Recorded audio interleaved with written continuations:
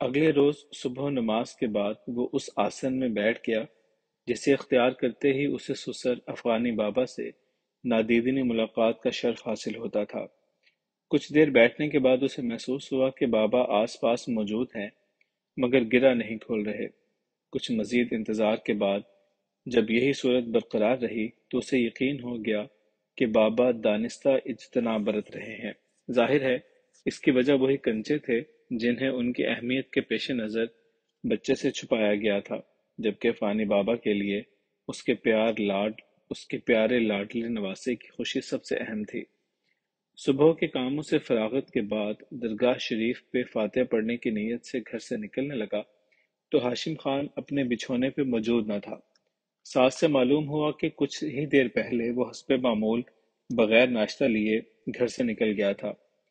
درگاہ شریف پہ فاتحہ سلام بڑے خلوص و عجز سے دعا بندگی بعد باہر بچے کی کھوج کرید میں نکل آیا۔ کھوج کرنے سے کوئی کھرری کھرا ہاتھ آ ہی جاتا ہے اور کرید مرید سے کوئی ککی کیڑی دکھائی دے ہی جاتی ہے۔ وہ تو پٹھان کا پوت تھا، جبکہ پٹھان کا پوت اور مسلی کا بھوت چھپے لکے نہیں رہتے، کسی نہ کسی پیڑ بنیر پہ نشانی دے ہی جاتے ہیں۔ وہ بروا بوڑھے برگد تلے براجمان اکیلا ہی بیٹھا کنچوں سے کھیل رہا تھا۔ یہ کچھ دور دیوار کی اوٹ کھڑا اس سے تاک رہا۔ دیکھتا تو وہ اکیلا ہی تھا دکھتا تو وہ اکیلا ہی تھا، لیکن اس کے کھیل کے انداز و انہماک سے محسوس ہوتا کہ اس کے برابر بھی کوئی بیٹھا اس کے ساتھ کھیل میں شریک ہے۔ وہ باتیں کرتا ہوا بھی دکھائی دے رہا تھا، خوش اور خفا ہوتا ہوا بھی۔ فتح خان خوب جانتا تھا کہ اس کے ساتھ کون کھیل رہا ہے، جو ہاشم خان کو تو دکھائی دے رہا ہے پر اسے نہیں۔ راجہ دھنپت رائے بڑے کرم کار اور کرنے والا راجہ تھا، اپنے سیوکوں، سپاہیوں، وفاداروں اور پرجا کا بہت خیال رکھنے والا۔ وہ دل و دماغ اور خیال جیتنے والا راجہ کہلاتا تھا۔ رعایا اور سینا کی چھوٹی چھوٹی ضرورتوں اور ہر خوشی کا اسے خوب ادراک رہتا۔ یہی وجہ تھی کہ اس کے زیر سایہ پتھر کا کیڑا، ڈال کا پنچھی، جل کی ماچھی اور روہی کا کھپرا بھی نہال تھے۔ اس کے من میں ہر مذہب کا احترام تھا۔ احباب فن و ہنر اس کے ہاں قدر و قامت پاتے۔ صاحبان علم و دانش کے لیے عزت و شوکت تھی، اور بھگتوں، فقیروں، سنتوں کے لیے احترام و کرام فراواں تھا۔ بڑے بڑے مہان موسیقار، فن تعمیر کے ماہرین، عام اور خاص پتھروں کی کٹائی، گھسائی اور صفائی کے استاد کاریگر، جواہرات کے پارکھ جوہری، اپنی انہی خوبیوں کی وجہ سے دنیا بھر میں جے پور کی جے جے کار تھی۔ یہاں کے راجپوت حکمرانوں کو مغل حکمرانوں کی طرح طرح طرح کی حویلیاں، محل، قلعے، ماڑیاں، برج، کنویں، باولیاں بنوانے کا بڑا جنون تھا۔ خود ان کے اپنے محلات فن تعمیر کا بہترین نمونہ تھے۔ قلعے ایسے ایسے مضبوط، پرہیبت و شکوہ، یوں دشوار گزار پہاڑوں اور صحراؤں میں کہ نظر و فکر تھرا کر رہ جائے۔ راجستھان قیمتی عمارتی، زیارتی اور آرائشی حجرات و جواہرات سے مالا مال ہے۔ برصغیر پاک و ہند میں کون سا ایسا قلعہ، مزار، زیارت، محل و مسجد، مندر و معبد، پل و چاہ ہے جدھر راجستھان کا سنگ سفید و سیاہ، سنگ احمر اور دیگر پتھر استعمال نہیں ہوئے۔ سرکاری عظیم الشان عمارتیں، ایوان و دیوان، تاریخی یادگاریں، مینار و برج اس کے علاوہ ہیں۔ راجہ دھنپت رائے نے بھی اپنے سابقین کے ذوق و شوق کو آگے بڑھاتے ہوئے قابل ذکر تعمیراتی منصوبوں پہ کام کیا۔ ایک اچھی بات کہ وہ اپنے وزیروں، امیروں، سینا کے بہادر عہدیداروں اور وفاداروں کی خدمات پہ انہیں عجیب و غریب اعزازات و انعامات سے نوازتا رہتا۔ یہ بھی اس کی روایت ٹھہری۔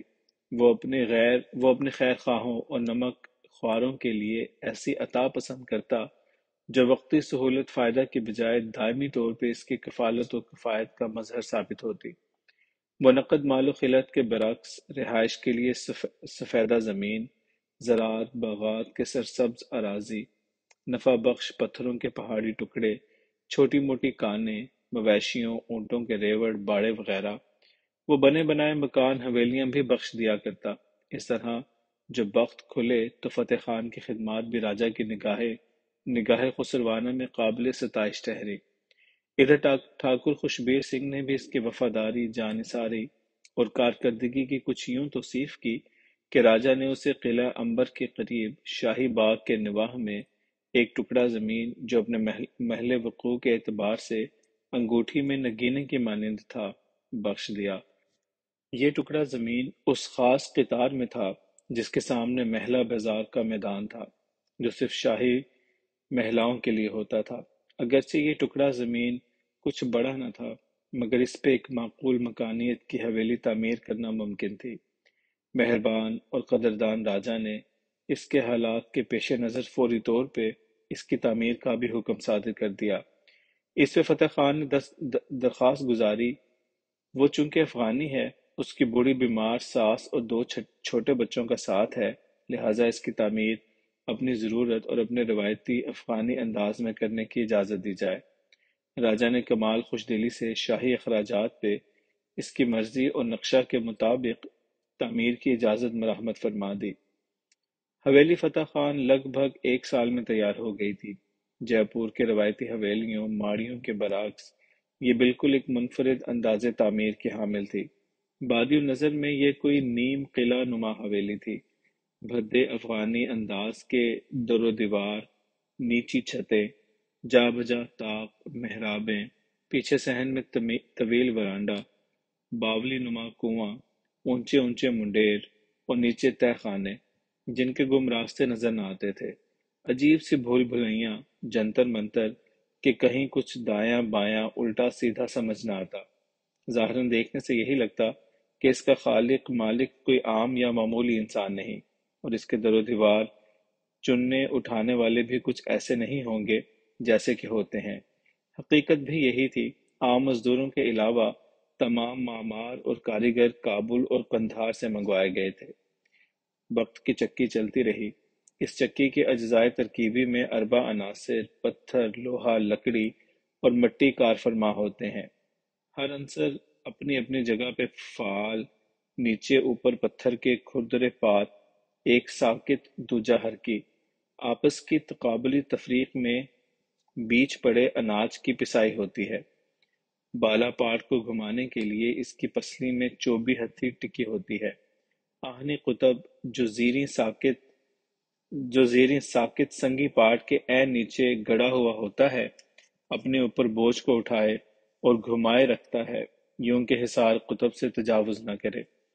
پاٹوں کے گرد اور نیچے مٹی کا بنا ہوا ہودہ جس میں پسا ہوا گرم گرم اناج پس کر جمع ہوتا ہے۔ کارزار حیات، نیرنگی مقدرات، سود و زیاں، مکافات عمل، جزا، سزا، قدر و قضا، یہ سب کچھ کیا، وقت کی چکی میں پاٹوں بیچ سب کچھ پس کر رہ جاتا ہے۔ گندم کے ساتھ گھن، پاپ کے سنگ پن، پس بھی اور پیش بھی، عارضی بھی ہمیش بھی۔ غرض یہ کہ اثر کی چکی میں چکودر بھی نکودر ہو نکلتے ہیں، سرخے پیلے سبزے نیلے، سوختہ گیلے اور تنے ہوئے ڈھیلے تو ہو ہی جاتے ہیں۔ وہ وقت بھی آ لگا کہ فتح خان اپنے مختصر سے کنبے اور بیل گاڑیوں پہ گھر کا کاٹ کباڑ دھرے اس حویلی تک آ لگا۔ پہلے کی نسبت یہاں کی بود و باش، ارد گرد کا ماحول، سہولتیں انہیں اچھی لگیں۔ چھوٹا ہاشم خان یہاں پہنچ کر آسودہ نہیں تھا۔ ادھر کا خانقاہی ماحول، گرد و نواح کی وسعت، اپنی سی حیثیت کے لوگ، باغ بچے، کھیلنے کے لیے میدان، درخت، پودے، یہاں یکسر مختلف ماحول تھا۔ نتیجہ یہ نکلا کہ ہاشم خان کی بیرونی آوارہ گردی اور کھیل کود ختم ہو کر رہ گئی۔ وہ بجھا بجھا سے رہنے لگا۔ نانو افغانی بابا کو شاید اس کی حالت پہ ترس آ گیا کہ انہوں نے حویلی کے پچھواڑے وسیع صحن میں اس کی دل بستگی کے سامان اتار دیے تھے۔ حویلی بھی تو انہی کی منشا اور ترتیب و ترکیب کے مطابق تعمیر ہوئی تھی۔ کابل، قندھار اور جلال آباد سے مستری معمار بھی ان کی ایما سے یہاں پہنچے تھے۔ پچھواڑے ہلکے بھاری پتھروں کے کچھ قدرتی ابھار تھے، ان میں پرانی کھویں اور چھوٹی غاریں بھی تھیں۔ کیا عجب کہ اس قدرتی اصراف و اوصاف والی جگہ بھی افغانی بابا کے روحانی تصرف اور تشرف سے نصیب ہوئی ہو۔ جنگلی خرگوش شاید پہلے سے ہی یہاں موجود تھے۔ یا پھر بابا نے انہیں بھی بھجوا دیا تھا؟ خرگوشوں کی موجودگی سے یہ بھی واضح ہوتا ہے کہ ادھر نیچے بھی ایک جہان دیگر واقع ہے، اور تھا بھی کچھ ایسے ہی۔ ادھر ورانڈے کے کونے پر چھتی نیچے ایک کنڈولا تھا۔ کنڈولا یا مگا کنووں کی شکل کا ہوتا ہے، گہراؤں میں کم زیادہ ضرورت کے مطابق۔ کسی میں پکی سیڑھیاں بنی ہوتی ہیں اور کہیں بانس رسا کی۔ مگا کنڈولا اوپر سے ننگا بھی ہوتا ہے اور ڈھکا ہوا بھی۔ یہ اکثر گھر کے اندر بھی ہوتے ہیں۔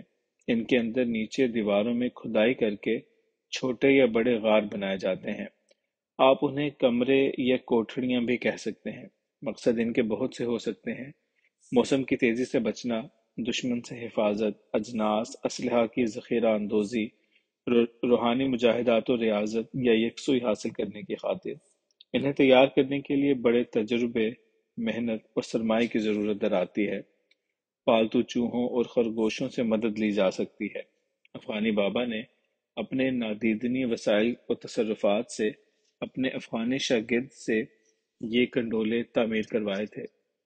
ان میں سے ایک کنڈولا کا نقشہ ایسا کہ اس میں سے ایک پتلا سا راستہ درگاہ شریف کے میدان میں چھتنار برگد کی ہزارنگ شاخی جڑوں میں چھپا ہوا تھا، اور اس سے آگے نہ جانے کدھر اور کہاں۔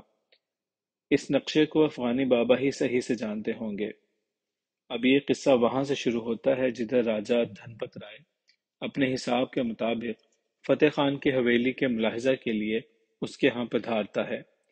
راجدھانی کا دستور تھا کہ راجہ کے جنم دن سے کچھ روز پہلے راجہ کے مشیر، امیر، درباری، تعلقہ دار اور سینا کے عہدیدار اپنے اپنے مقام کے مطابق راجہ کو اپنے ہاں دعوت دیتے، خاص طور پہ وہ جنہیں اس نے تعلقہ زمین یا کوئی باغ کھیت وغیرہ بخشا ہوتا۔ راجہ کی نظر میں فتح خان کے لیے بڑی توقیر تھی، مگر وہ اپنے ہم منصبوں کی آنکھوں میں کانٹے کی طرح کھٹکتا تھا۔ ایک پیشہ ورانہ رقابت، دوجے اس کا بڑا جرری، بہادر اور آزمودہ ہونا، اور تیسرے اس کا راسخ العقیدہ مسلمان ٹھہرنا۔ ہندوستان کے چھوٹے موٹے راجوں مہاراجوں کی ایک بڑی بدقسمتی یہ بھی رہی کہ وہ ہمیشہ محلاتی سازشوں، جوڑ توڑ اور دیگر ریاستی ریشہ دوانیوں کے شکار رہے۔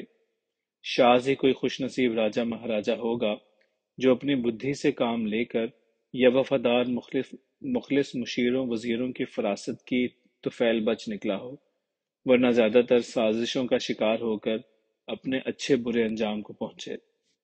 فتح خان کے خلاف حسد اور رشک کا مواد اندر ہی اندر پھیلا ہوا تھا، صرف اس سے منظر عام پہ آنے کا کوئی موقع نہیں مل رہا تھا۔ خوش قسمتی یا بدقسمتی کہ اس عجوبہ حویلی کی تعمیر نے بدخواہوں کو اس کے خلاف سازش کرنے کی خاطر خواہ مواقع فراہم کر دیے۔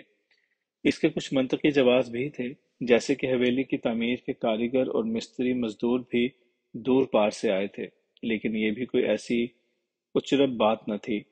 جے پور اور دیگر شہروں میں بہت سی خصوصی تعمیرات ایسی تھیں جو بیرونی استاد معماروں کے کمال فن کا شاہکار تھیں۔ اصل بات تو اس کے راجہ کی نظر میں قابل اعتبار ہونا تھا، باقی رہی صحیح کسر حویلی کا افغانی طرز کا قلعہ نما ہونا اور اس کے اندر نیچے کی پراسرار طرز تعمیر نے نکال دی۔ تعمیر کے دوران کسی بھی غیر متعلقہ فرد کا ادھر گزر ممنوع تھا۔ یہ پابندی بھی شکوک پیدا کرتی تھی۔ یہ ایک غیر معمولی تعمیر تھی اور اس پہ اٹھنے والے مصارف بھی کچھ معمولی دکھائی نہ دیتے تھے۔ اور بھی چند شبہات و ابہام تھے جن کی بنیاد پہ بدخواہوں نے اس کے بارے میں راجہ کے دل میں غلط فہمیاں پیدا کرنی شروع کر دی تھی۔ راجے کا بچ گیا باجا۔ بالآخر ایک شب دن متذبذب سا راجہ تن و تنہا وہاں پہنچتا ہے کہ یہی ایک ممکنہ اور مناسب صورت فتح خان کی سمجھ میں آئی، جو اس کے سسر اتالیق اور مرشد کے حکم اور مصلحت کا تقاضا بھی تھی۔ ضروری عملہ اور حفاظتی دستہ حویلی کے باہر تعینات تھا۔ شاید یہ پہلا موقع تھا کہ راجہ اپنی پرجا یا کسی جتھا دار کی حویلی میں یوں تن تنہا داخل ہوا۔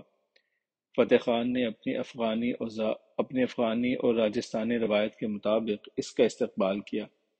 اس کی ساس نے ایک ماتا کے بطور اس کے گلے میں پھولوں کا ہار پہنایا، ماتھے سندور کا ٹیکا لگا کر تھالی بھر چاندی کے روپوں کا شگون دان دیا۔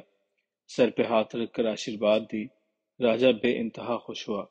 پاس ہی افغانی لباس میں ہاشم خان اور قاسم خان کھڑے اشتیاق بھری نظروں سے پروجاہت مہربان راجا کو تک رہے تھے۔ راجا کو ایسے خوبصورت لباس میں بولتی آنکھوں والے من موہنے بچوں پہ بے حد پیار آیا۔ دونوں نے قدرے جھک کر سینے پہ ہاتھ دھرتے ہوئے تعظیم دی۔ راجا کے من میں کیا آئی، اس نے اپنے گلے سے دو مانک مالائیں اتاری اور ان دونوں کو پہنا دی۔ ان کے سروں پہ دست شفقت رکھا، نام پوچھا۔ فتح خان نے بڑے احترام و احتشام سے ایک خوبصورت مسند پہ راجا کو بٹھایا۔ اسی اثناء میں اس کی بوڑھی ساس نے تانبے کی ڈھکی سینی میں اپنے خاندانی روایت کے مطابق 7 اناج، گندم، جو، جوار، باجرہ، چاول، چنے، مسور، 6 پھل، آم، سیب، سنترا، شریفہ، انگور، کیلا، 5 ترکاریاں، لوکی، بینگن، شلجم، آلو، گوبھی، 4 پارچہ، پگڑی، انگرکھا، تہبند، چادر، 3 دھاتا، سونا، چاندی، تانبا، 2 جل، دودھ، شہد اور 1 ہتھیار، کٹار پیش کیے۔ اب وہ بوڑھی ساس جل پان کا بندوبست کرنے ملازمہ کے سنگ اندرون خانہ چلی گئی، اور ادھر یہ دونوں بچے بھی قیمتی مالاؤں سمیت کہیں غائب ہو چکے تھے۔ راجا تحسین بھری نظروں سے گرد و پیش کی ہر چیز کو ملاحظہ کر رہا تھا۔ اس کی ساس، بچوں اور تحائف کی مناسب سی توصیف کے بعد وہ روبرو ادب سے کھڑے فتح خان سے مخاطب ہوا۔ فتح خان، ہمیں تمہاری وفاداری اور بہادری پہ رتی بھر شک نہیں۔ تم ہماری سینا کے انمول رتن ہو۔ تم نے بہت کم مدت میں ہمارا وشواس حاصل کر لیا۔ یہ حویلی والی جگہ صرف شاہی خاندان کے لیے تھی۔ ہم نہیں جانتے تم کس طرح اسے حاصل کرنے میں کامیاب ہوئے ہو۔ اس کے باوجود ہم سمجھتے ہیں تم اس اہل تھے کہ ہمارے اور قلعہ کے قریب رہو۔ راجا اسے دزدید نگاہوں سے تولتا ہوا مزید گویا ہوا۔ اپنے بہادر سیناپتی خوشبیر سنگھ کی زبانی بھی سنا اور خود اپنے طور بھی محسوس ہوا کہ تمہارے خاندان والوں کے پاس کچھ ایسی شکتیاں ہیں جن سے آپ انہونی کو بھی ہونی میں بدل دیتے ہیں۔ میں یہ نہیں کہتا کہ تم نے کسی ایسی ہی شکتی سے کام لے کر یہ جگہ حاصل کی اور ایسی پراسرار قلعہ نما حویلی بنائی کہ جس میں میرے اندازے کے مطابق بہت سے اخراجات اٹھے، جبکہ تعمیر کے معاملہ میں تمہاری کوئی خاطر خواہ معاملت بھی نہیں کی گئی۔ راجا کہہ رہا تھا، عطا کی گئی زمین پہ جو حویلیاں مکان تعمیر کیے جاتے ہیں ان پہ اٹھنے والے اخراجات بھی ریاست ادا کرتی ہے، مگر ایسی تعمیرات ایک خاص طرز اور معیار کی ہوتی ہیں۔ نہ صرف ان کے نقشے مکانیت اور تعلیمی مصارف ایک سے ہوتے ہیں بلکہ ان کے رنگ بھی گلابی ہوتے ہیں۔ تمہاری یہ حویلی جے پور کی کسی بھی تعمیر سے مختلف ہے۔ اس پہ کام کرنے والے مستری مزدور بھی باہر سے منگوائے گئے، کچھ سامان کاٹھ وغیرہ بھی کہیں اور سے یہاں لایا گیا، اور اٹھنے والے صرفہ کا تو کوئی شروع آخر ہی دکھائی نہیں دیتا۔ اب تم ہی کہو، اس موجودہ صورتحال کو دیکھتے ہوئے اور اصل حقائق سے بے خبر کوئی منش تمہارے اور حویلی کے بارے میں کیا رائے قائم کرے گا؟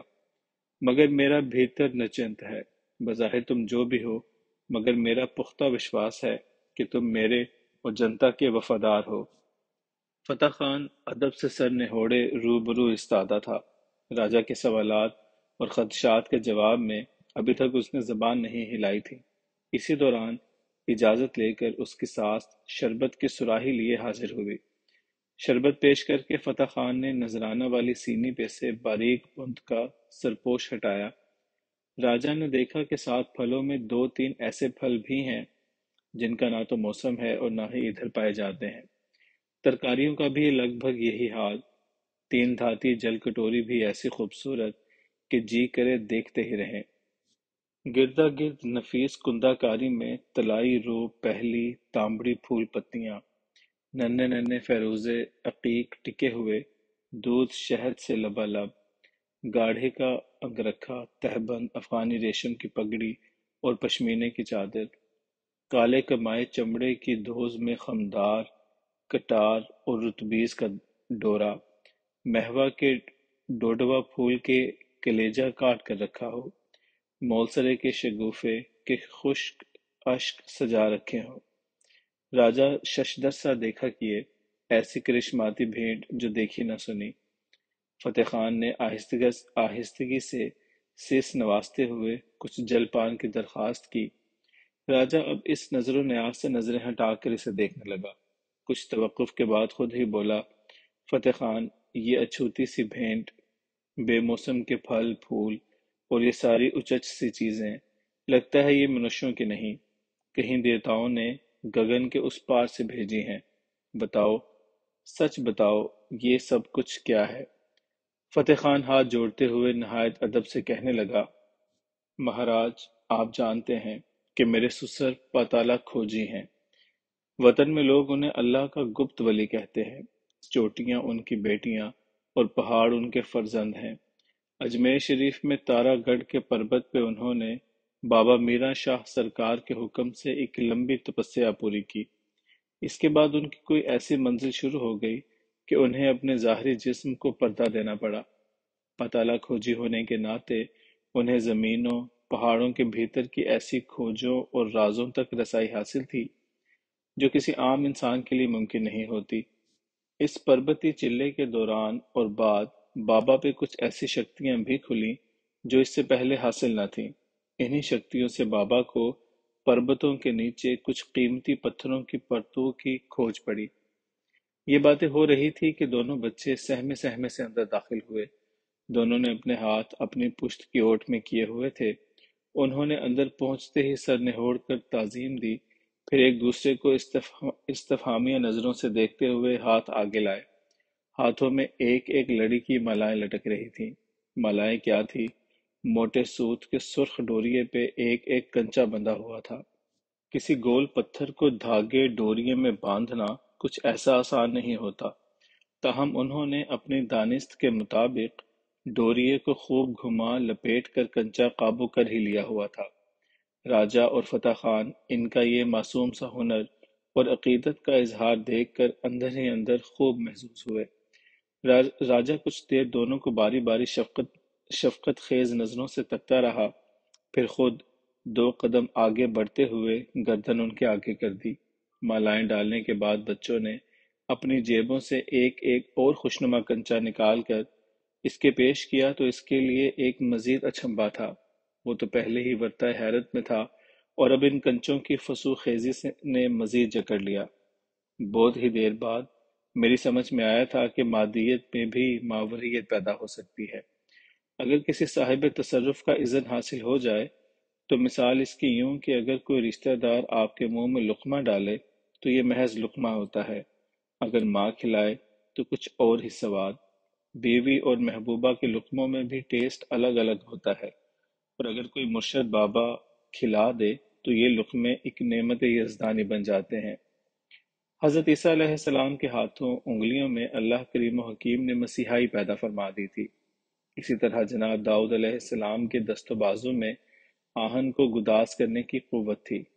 سیدنا نوح علیہ السلام کے لیے لکڑی کا کام آسان تھا۔ غور کریں کہ نبیوں، پیغمبروں، ولیوں، قطبوں اور اللہ کے دیگر منتخب بندوں کو وصف مسیحائی سے سرفراز فرمایا گیا۔ عبادات، مجاہدات اور اعمال صالح سے بھی شفائی قوتیں بیدار ہو سکتی ہیں، اور اس سے انسانیت کی فلاح کے لیے بہتر کام لیے جا سکتے ہیں۔ شفائی لہروں کا تعلق انسان کی باطنی صالحیت اور روحانی بیداریت، نگاہ و نیت کی ذکاوت و بالیدگی اور ظاہری جسمانی طہارت و مجاہدات کے درجات سے ہوتی ہے۔ ہاتھوں کی انگلیاں، توجہ، دم نفس، نظریں، نگاہیں، ارتکاز، خیال، تحلیل نفسی وغیرہ، یہی وہ ماورائی روحانی قوتیں ہیں جو پیرانارمل سائنسز کے مفہوم میں آتی ہیں۔ اب ان کے آگے magnetism, psychology, yoga, hypnotism, breathing therapy, reflex therapy, colour therapy, bio energy meditation وغیرہ سے مسیحائی یا شفائی لہروں کی افادیت یا مفہومیت کا تصور آگے بڑھتا ہے۔ مقصد اس اجمال کا یہ تھا کہ ایک مسیحا صرف اللہ کے بندے سے جو ایک عام چیز چھو جائے یا جسے وہ چھو لے تو کیا عجب وہ خاص نہ ہو جائے۔ اس کی عام سی مثال مقناطیس سے دی جا سکتی ہے۔ اس کو اگر مس خام سے مس کر دیا جائے تو اس میں بھی مقناطیسیت آ جاتی ہے۔